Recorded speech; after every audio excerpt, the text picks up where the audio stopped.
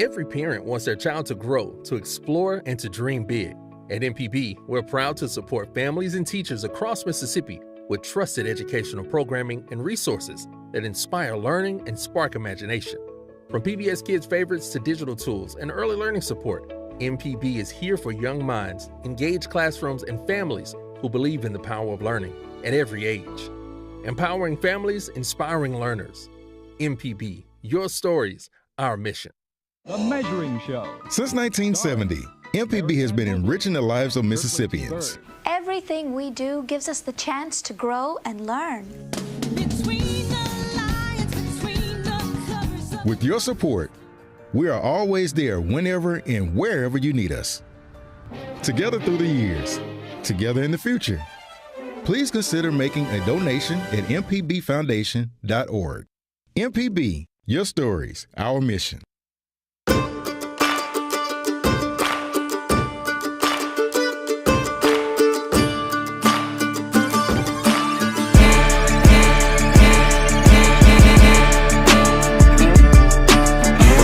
Think Radio, this is The Sit Down with Russ Latino, where we explore the ideas and people that are shaping Mississippi's future.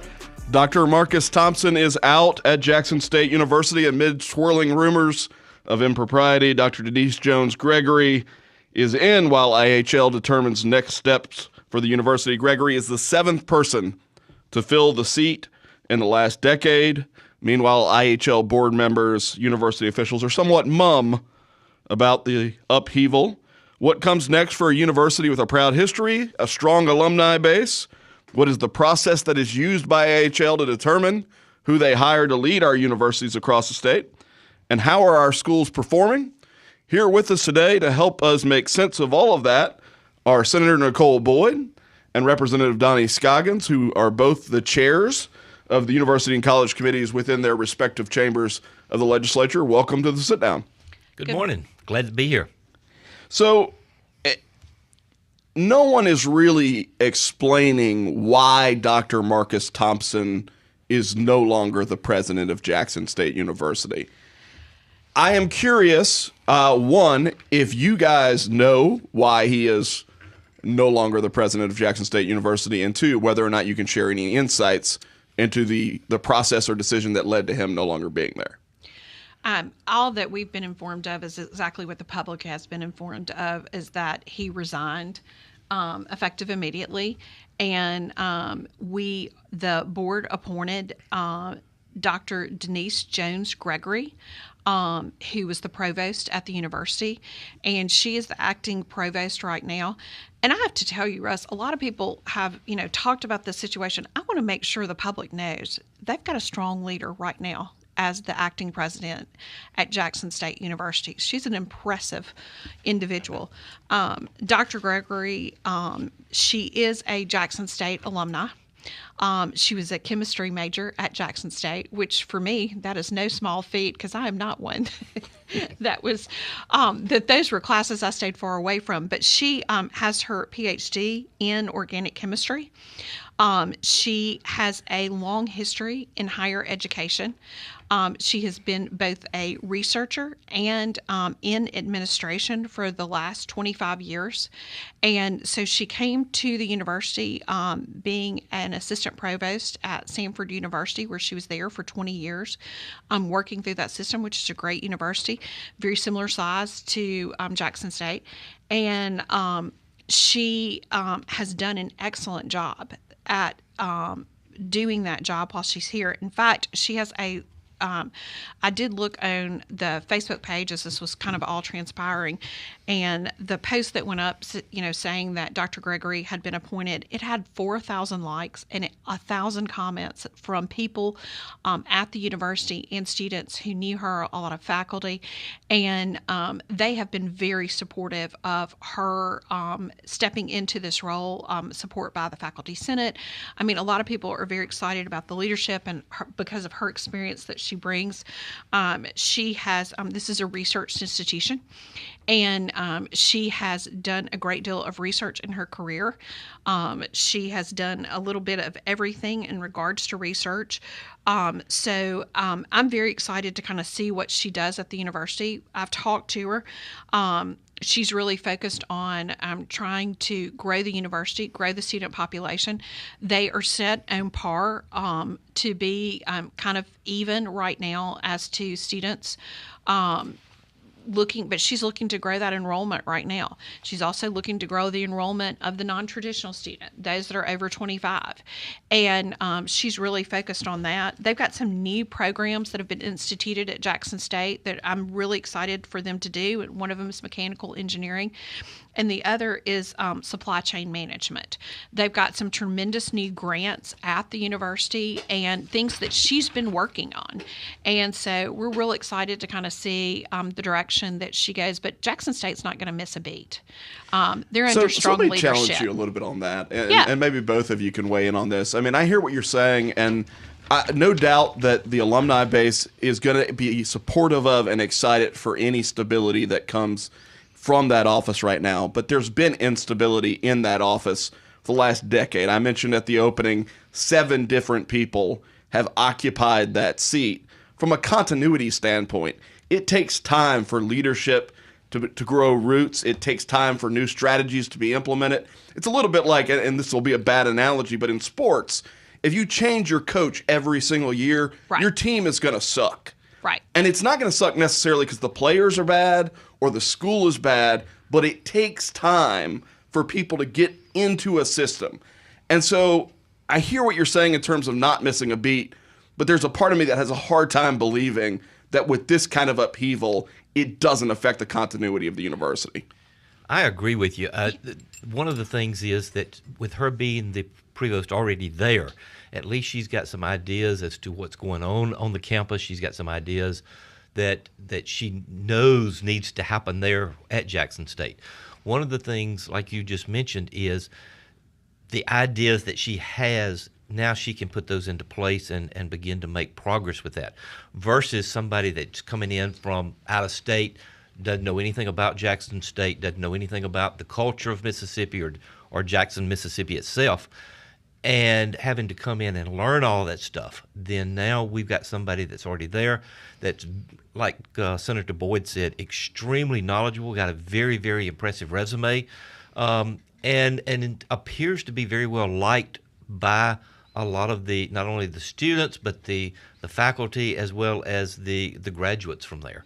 And so I hope that's going to give that stability that you're talking about, because she already knows the issues that are currently going on. And so right now she's got that interim tag on her. Yes. Dr. Elaine Anthony, before Dr. Thompson, also had that, I think, either acting or interim tag on her when she occupied the role after the last transition. What is your thought process, having spoken to her, I assume, maybe having spoken to some members of the IHL board or Commissioner Rankin? What is your understanding of kind of what the IHL process will look like to replace Dr. Thompson? And, I mean, are we looking at a situation where Dr. Gregory starts in the lead or is a contender for that role? So the IHL has a process, and it's kind of a loose process. Just quite frankly, they are in their regulations of how that they will do this process. So, and I've had no indication from the board as to the questions that you just asked on this. But the process typically has been is they form a committee, they can accept outside consultants, and they come in, have a hiring firm, they can look, they'll do community meetings and different things like that. They also then they will shorten that process. If they find somebody that they think is a really great candidate, they will do that. So, and look, no question, IHL has not gotten this right on this own Jackson State. But also, too, we have to understand, too, that this is an organization that has gotten it right probably more times than they've gotten it wrong in recent history. So they've done some good searches. They've put some quality people in place, some people that have done some tremendous things at the universities that they've been placed at. So, and, you know, I do think, too, this has been some unique situations at Jackson State. I mean, like the situation, 2 presidents ago, that is something I don't think that anybody could have contemplated with the charges and the different things that happened and different things like that. So I we are going to impress upon the College Board to make sure that they do a thorough process in this. Also, too, I think this is an urban university. The city of Jackson has a huge stake in what happens at Jackson State. And I hope that they will be collectively working with the new mayor of Jackson to really make sure that this is a strong urban university. It is it's one of our 4 research institutions. And I know that we want to grow that, and we want to see this university really excel in this. So that's an interesting point. Obviously, your Senate colleague, Senator John Horn, is what I would call the presumptive mayor of Jackson. People got a little mad at me earlier when I sort of said, well, he's going to be the next mayor of Jackson, because he's going to be. He still has to win a general election. He does. But, barring something really crazy, he will be the mayor of Jackson. What do you think that does for Jackson State to have somebody that was in the Senate, was one of y'all's colleagues in the legislature, in that role? Well, if you know anything about John Horn, he is a fierce advocate for what he believes and what he does. And I think he knows the importance of having Jackson State in this community, making sure that it grows. Jackson State has a strong alumni base at the Capitol, but in the state of Mississippi and really throughout the country. And so we've heard from that alumni base on a number of occasions as they write into us. But I think he will be a fierce advocate to make sure that Jackson State is succeeding and continuing to grow and really flourishing in their role as a research institution. So I also think that as incoming mayor, has a huge role to make sure that the Jackson State does extremely well to bring in the students, help the economy, help the city of Jackson, and the perception that's out there that Jackson is this great, dangerous, horrible place to be. And like Senator Boyd said, he's very passionate, and if he wants to do something, then he tries to get it done to make Jackson a better place, therefore making Jackson State well. We've got to take a brief break. When I come back, I want to dig a little bit more into how IHL works, what its role is, what oversight the legislature provides, and maybe get a little bit into the weeds with you guys. We're talking with Senator Nicole Boyd, Representative Donnie Scoggin, about Jackson State, IHL, and all things Mississippi's colleges and universities. We'll be back.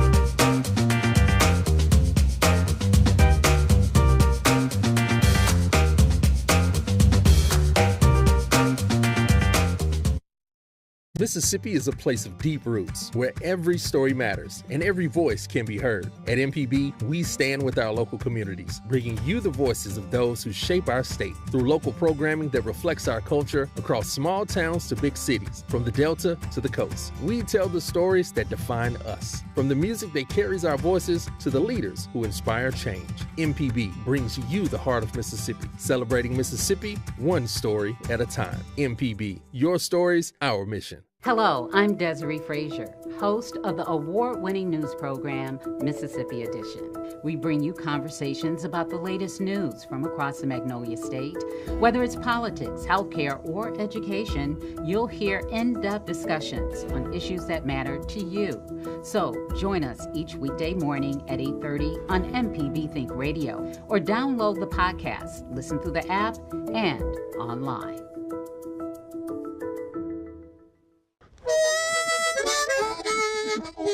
Hi, ladies and gentlemen. My name is Bobby Rush. As a blues man, I love Mississippi Public Broadcasting. If you support Mississippi music and their local programming, donate now, right now, and become a member today, not tomorrow. Thank you, thank you, thank you. Doesn't matter how big or small, but we prefer big. Thank you very much.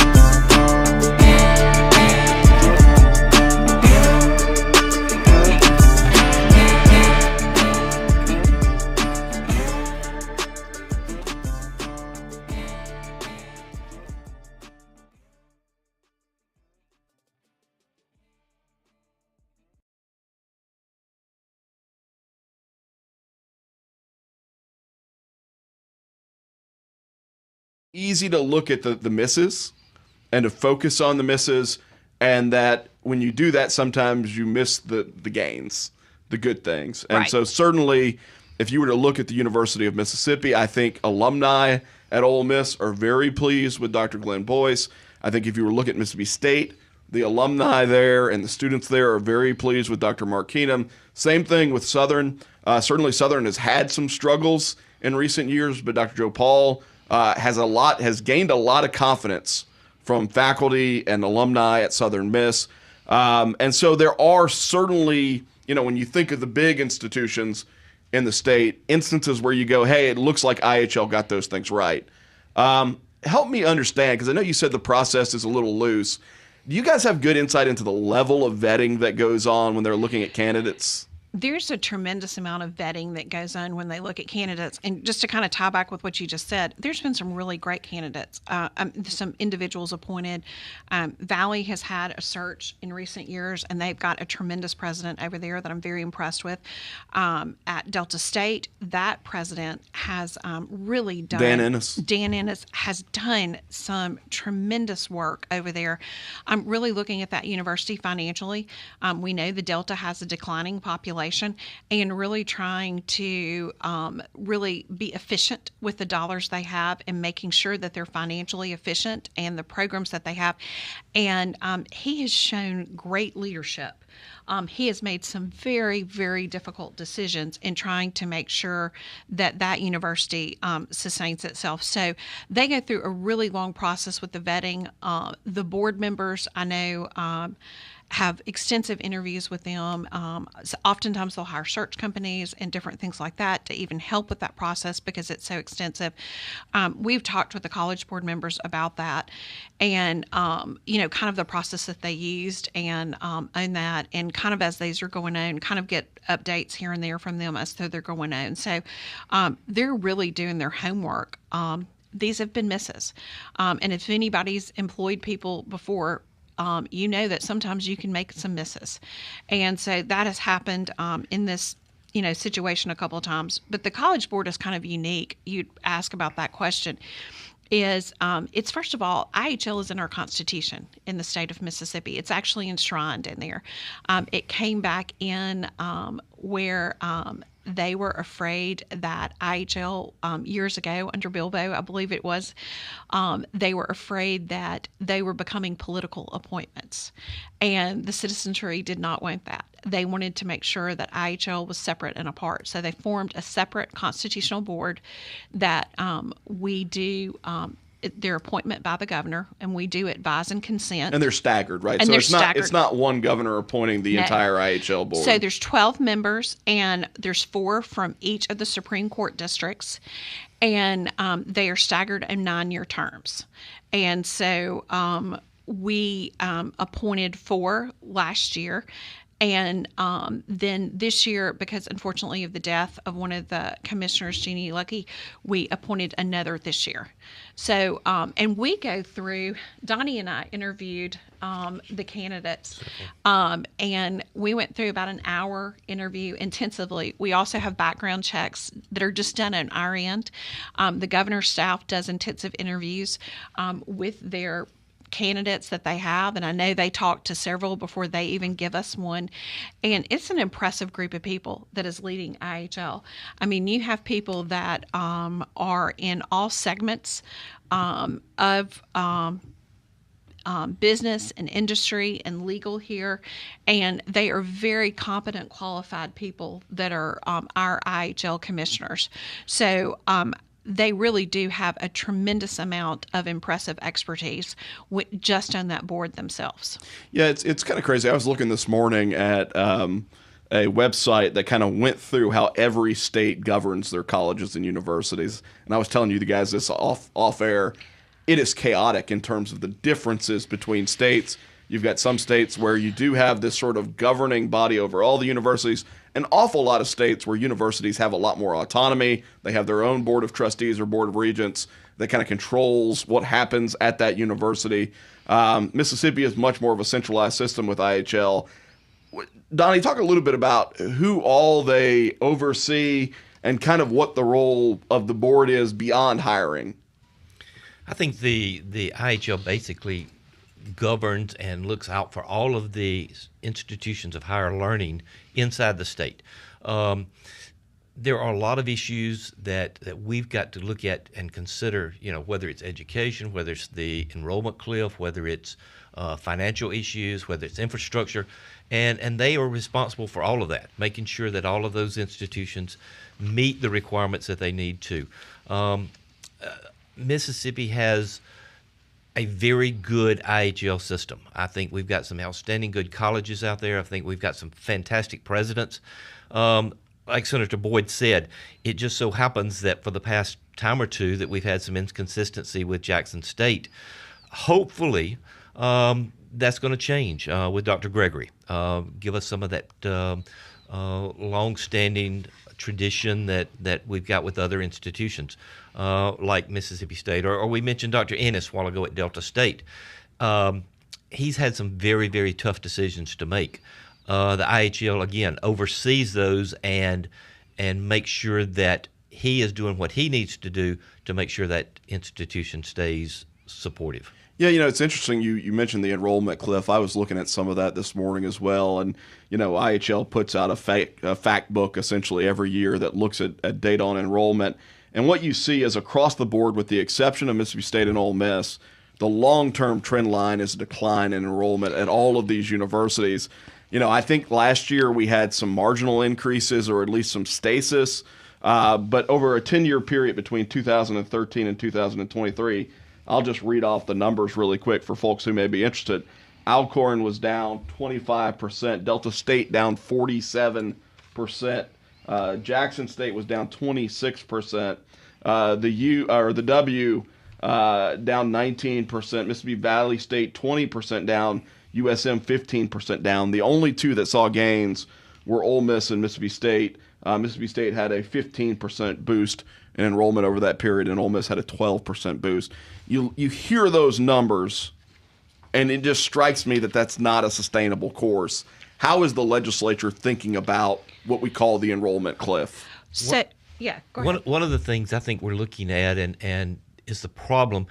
In the past couple of years, the big buzzword out there is workforce development, making sure that everybody gets there. Lawyers and doctors and engineers and all those are great professions, and we need those people in Mississippi. But we also need the plumbers, the electrician, the welders, the nurses, the paramedics. With that being said, there's been more of a focus on the community colleges and the workforce development versus the IHL. And so by doing that, we've got to, I'm not saying shift our thought process, but begin to push those issues again. One of the things that I am very, very disappointed in the IHL system is if you look at our graduation rate, some of the lowest graduation at 4 years can be 15 to 18%. Some of the other schools up to 50% on a 4-year term. You go look at 6 years, and that graduation rate increases a little bit. But we've got some universities that on a 6-year term only end up with 20 to 23% graduation rate. There's a problem there. And if you look at the university, maybe it's because, as Senator Boyd and I were talking earlier, maybe they're in a failing school area, failing school district that region.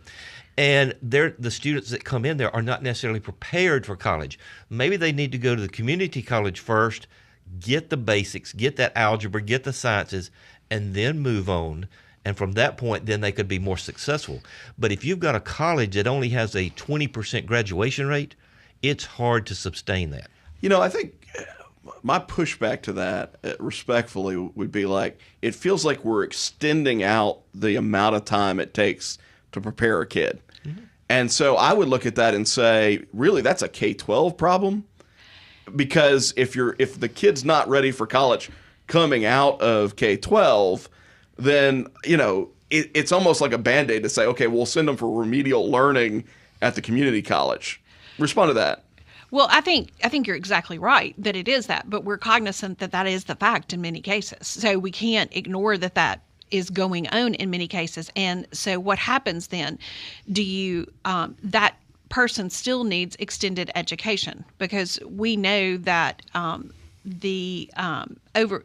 if someone has a degree or has a certificate from a program, that they're going to make $1 million more over their lifetime.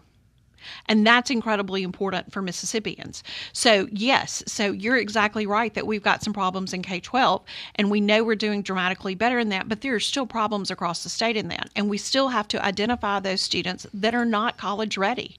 And the Department of Education in K-12 is tracking college readiness. So we've got to make sure, though, that the students are entering are ready and prepared to go to a 4-year university. And that's where that community college can come in there with the smaller classes and do the remediation that's needed. And that's something that, as Chairman Scoggin said, we've got to make sure that we are sending the right kids in that direction. So, yeah, no, that all makes sense to me. I mean, they're almost two separate issues, the enrollment cliff and preparation. There's some overlap, but they're almost two separate issues. I'm going to dig into each one individually when we come back from break. We're talking with Senator Nicole Boyd, Representative Donnie Scoggin. You're listening to The Sit Down right here on NPB Think Radio, and we will be back.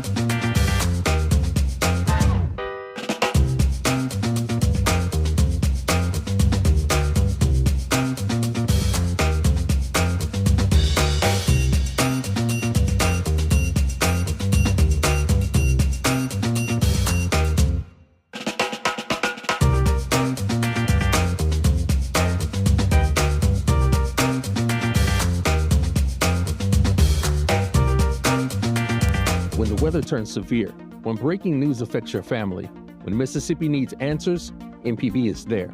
We provide real-time emergency alerts, trusted news coverage, and live broadcasts of emergency updates.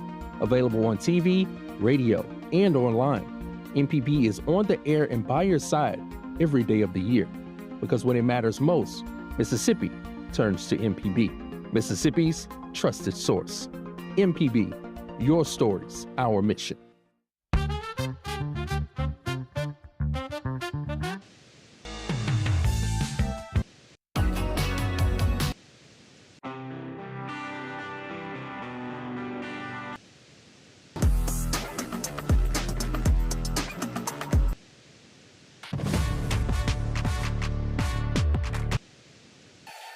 Together through the years, together in the future. MPB, your stories, our mission. The Measuring Show. Since 1970, MPB has been enriching the lives of Mississippians. Everything we do gives us the chance to grow and learn. With your support, we are always there whenever and wherever you need us. Together through the years, together in the future. Please consider making a donation at mpbfoundation.org. MPB, your stories, our mission.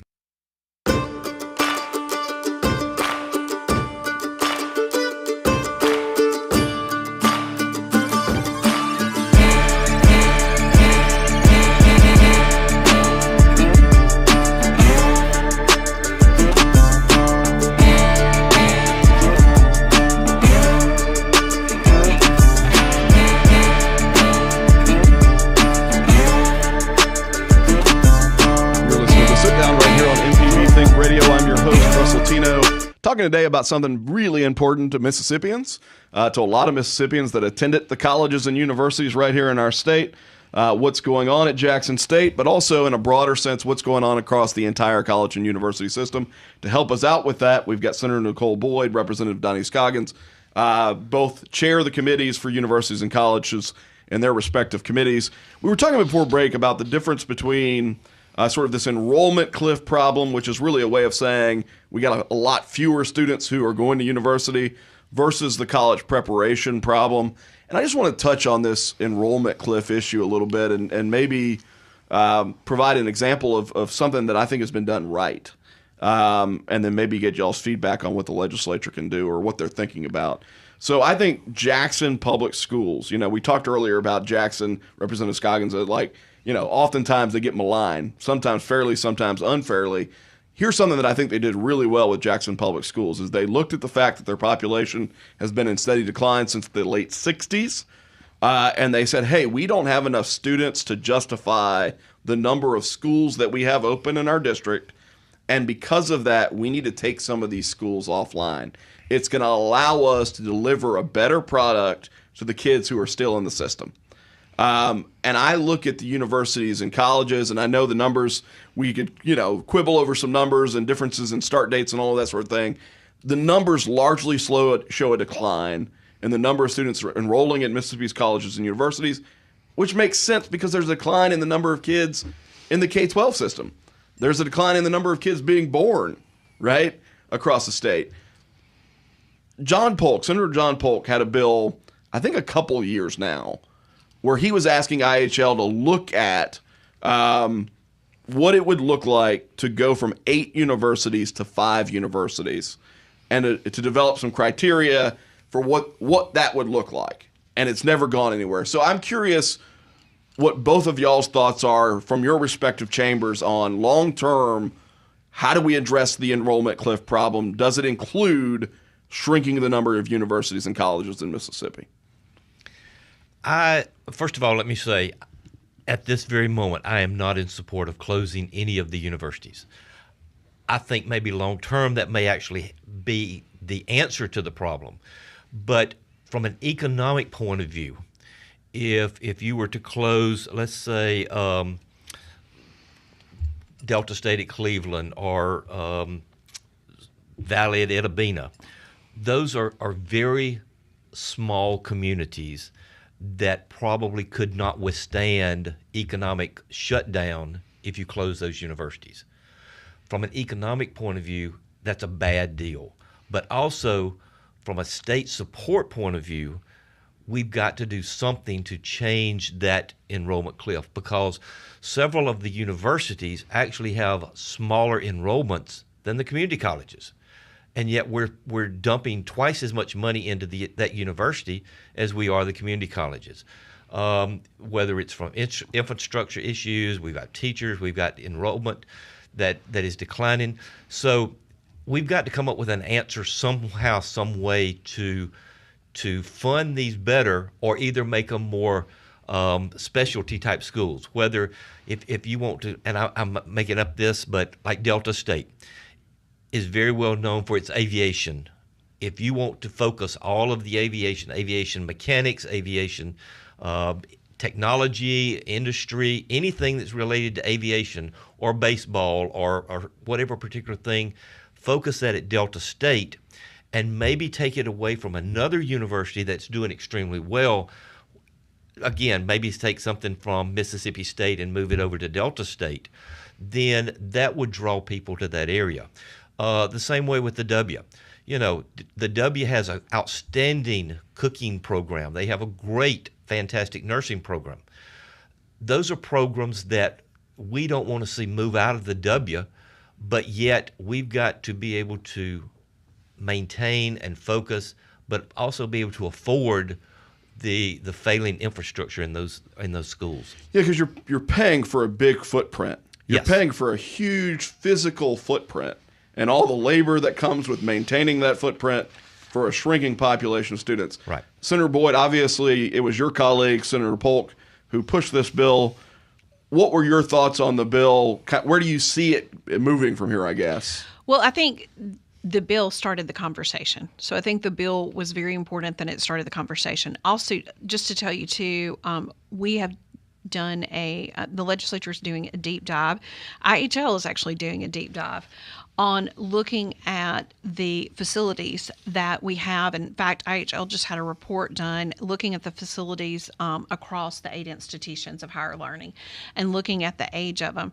And a tremendous amount of the percentage of the buildings, if this was, you could see the chart, shows that a lot of our our facilities that we have on a lot of these campuses are over 50 years of age, and they have infrastructure issues and all of that. And so what this report did is really look at the quality of those buildings and those dormitories and all that across the segment. So at one of our universities, 85% of the buildings are over 50 years of age and need huge infrastructure work. On all of the universities, they're at least 40%. Are at 50 years of age and over.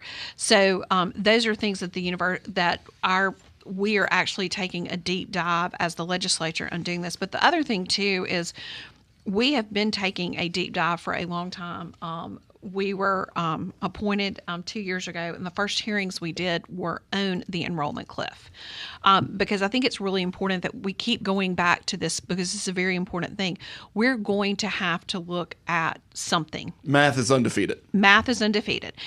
Mississippi is poised to experience one of the steepest declines in high school graduation in the South, next to Virginia.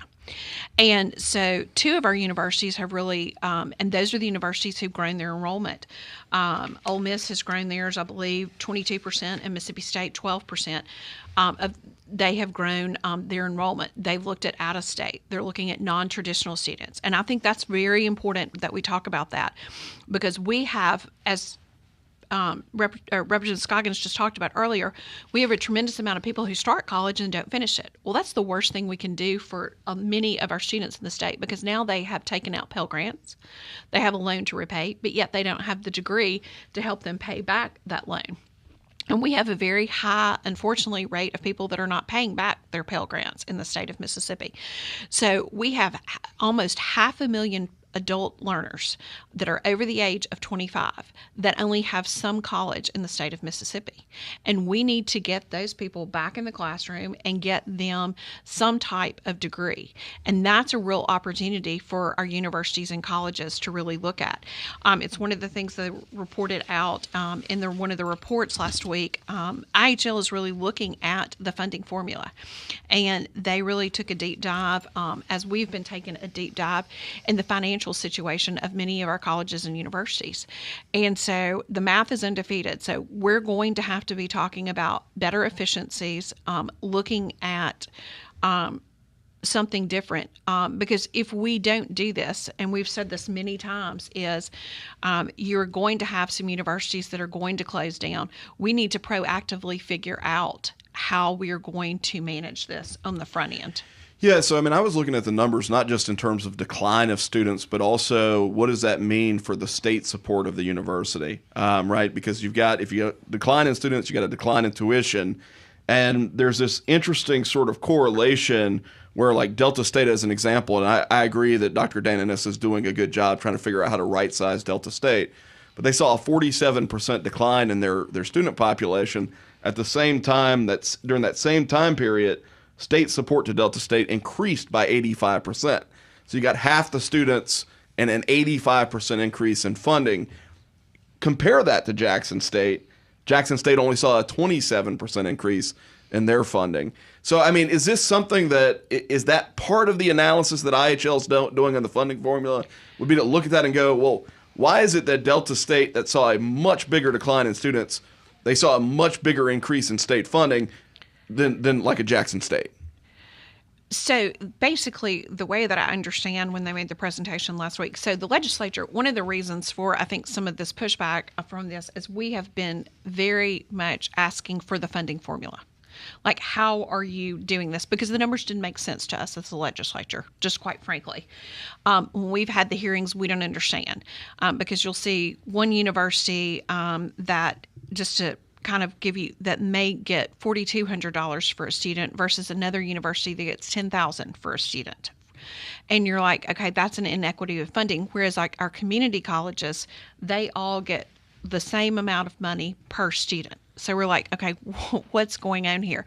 And so one of the things that was pointed out last week in those hearings is basically they never subtracted when student population numbers went down. What they did is they just continued to increase. So a university who lost population actually benefited because we never subtracted the ones that... You were just pretending like the same number of students still were there. Yeah. So that's what happened. So they actually benefited, per student by that decrease. And that was one of the things that was reported out in that report. So we are extensively looking at all of this. We're looking at those graduation rates. We're looking at that. But one of the things, too, that I think there is a great thing that has to be done is we have got to make sure that we've aligned our degrees with our industry. And making sure that there is collaboration on that to make sure that, as Representative Scoggin said, we've done that with the community colleges, but we've got to make sure that we're doing that with IHL too. And the other thing too is if you see, look, universities across the country are dealing with enrollment cliffs. Right now, if you get the articles that we do every week, and as we're piling into this, is you see that universities are closing across the country, colleges and universities. This is not thing, but you also are seeing a great deal of more collaboration among institutions because of cost efficiencies. And we've got to make sure that our universities and colleges are doing that collaboration to create more efficiencies. There's a lot of opportunity for IHL to lead on all of these issues. And so we've got this board at IHL, and we've got a commissioner there, and we want to see the commissioner and see them really lead on these issues. Yeah, so I think those are two very important points. One, this is not a problem that's unique to Mississippi. All states are trying to figure out how they navigate a world in which the population is going down. And two, that part of this analysis has to be, how do we get best value out of the dollars that we're investing in universities and colleges? We've got to take a break. We'll come back and maybe address that last point on the other side of the break. We're talking with Senator Nicole Boyd, Representative Donnie Scoggin. You're listening to The Sit Down, and we'll be right back.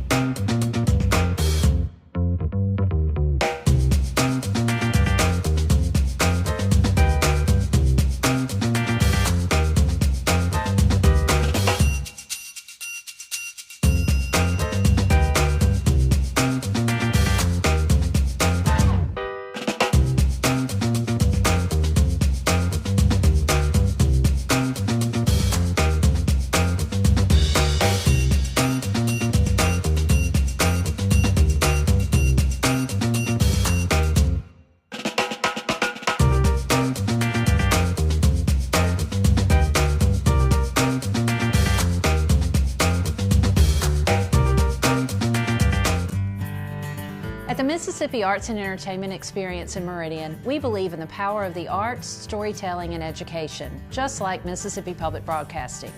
MPB connects communities across the state with quality programs that inform, inspire, and engage. Their audience is loyal and appreciative of businesses that support public broadcasting, which makes underwriting on MPB a smart investment. Join us in supporting MPB. Learn more at mpbfoundation.org. Hi, ladies and gentlemen. My name is Bobby Rush. As a blues man, I love Mississippi Public Broadcasting. If you support Mississippi music and their local programming, donate now, right now, and become a member today, not tomorrow. Thank you, thank you, thank you. Doesn't matter how big or small, but we prefer big. Thank you very much.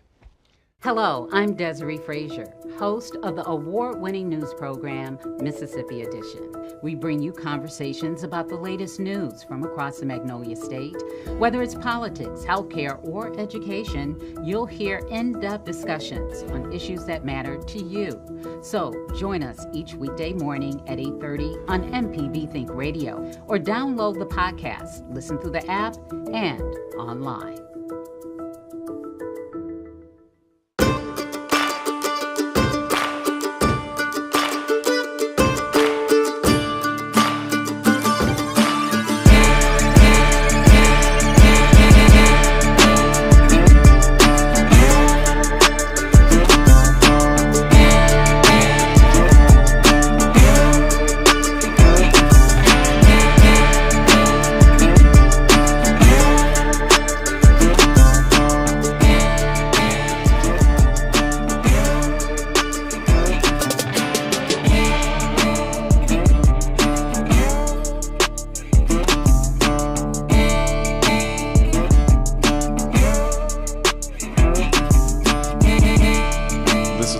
Down with Russ Latino right here on MPB Think Radio. Headed in the last segment with Senator Nicole Boyd, Representative Donnie Scoggins. I think it's an important point that we were discussing right before break, that IHL has an opportunity to lead right now.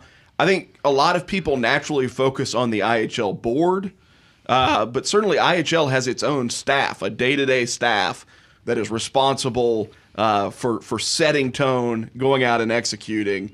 And I guess you see opportunity for them to do more. I think so. I think this is really, there are so many issues that are here in higher ed with the changing environment that we really need to see aggressive, progressive leadership in coming to the legislature with solutions. And I want to see that from the IHL staff, the commissioner.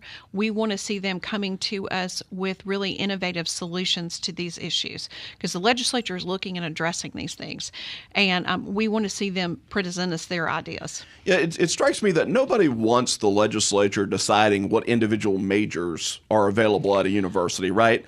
But I do think the legislature has a responsibility, since it is doling out tax dollars, absolutely, to make sure that universities are offering an education that best prepares the kids who are going there for successful life. And I think that's where the IHL board and the commissioner come into play. That's their responsibility. Like you said, they don't want us to actually micromanage and govern them.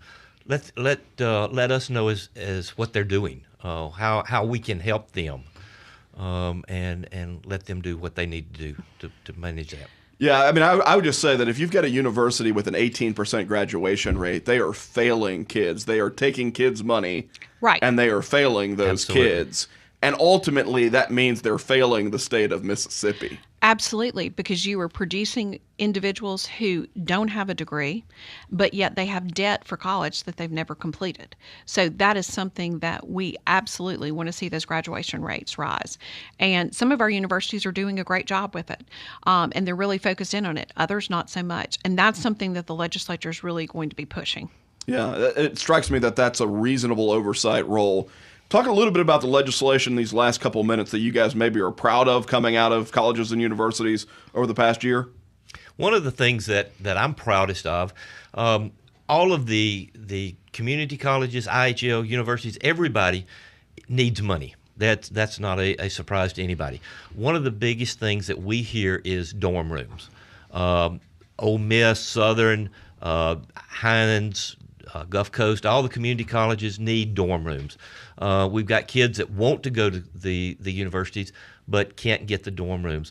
One of the things that we did for Ole Miss this past legislative session that already has been infected with Mississippi State is do what's called a P3, which allows a private-public partnership, so that if you've got someone out there that wants to build a dorm, then they can actually lease it to the university, receive that money from the residents that are coming in there, and everybody wins out of that situation.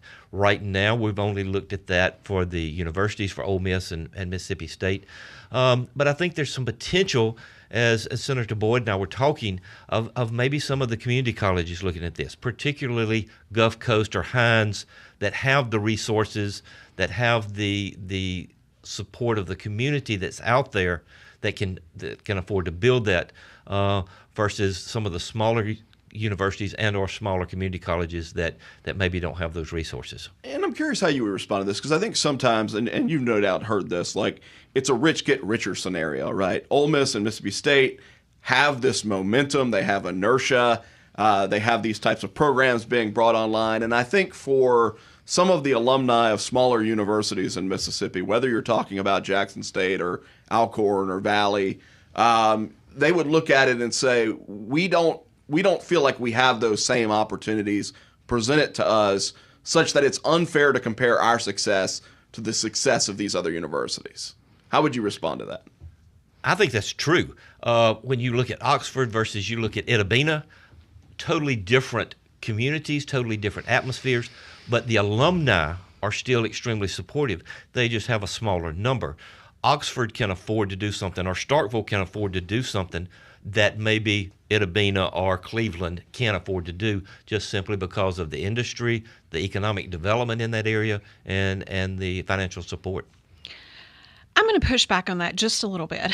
Please do. Go ahead. Please do. Yeah, no, I do think but having lived in the community, the university wasn't headed in the right direction. A couple of years ago, we saw enrollment declines, and understand too, this is literally 3 blocks away from my home. So I see it. She lives in Oxford, ladies and gentlemen. But it wasn't headed in the right direction. And so what I saw was a change of leadership. And I see that leadership going from top to bottom, really looking at every aspect of the university and seeing those changes that were made. And they came from a place of declining enrollments to now they lead, and they are one of the leaders in the South in increased enrollment. And I see that those things can be done. They can be done on a smaller scale. You don't have to do it on the scale that they did that. I look forward to great things to come from what I'm seeing, hopefully, with what Dr. Ennis is doing, are really making those tough decisions, making those, and then growing that. So their successes may not be as big, but I think there is an opportunity for everybody to look at what they have and then grow that. And really, I want to challenge every alumni of every university in the state of Mississippi, give back. Start supporting to make sure that your college and university is successful as possible, because we all have a stake in this. Talking with Senator Nicole Boyd, Representative Donnie Scoggin. Thank you for coming on the Sit Down this Wednesday. The Sit Down is a production of Mississippi Public Broadcasting Think Radio, funded by generous contributions from listeners like you. Today's show was produced by the radiant St. Germain Flood, with live stream production by Abram Nanny. For my special guest, Senator Nicole Boyd, Representative Donnie Scoggins, I'm Russ Latino. Stay tuned for Southern Remedy right here at 11 a.m. on MPB Think Radio, and join us here next week for a new episode of The Sit Down.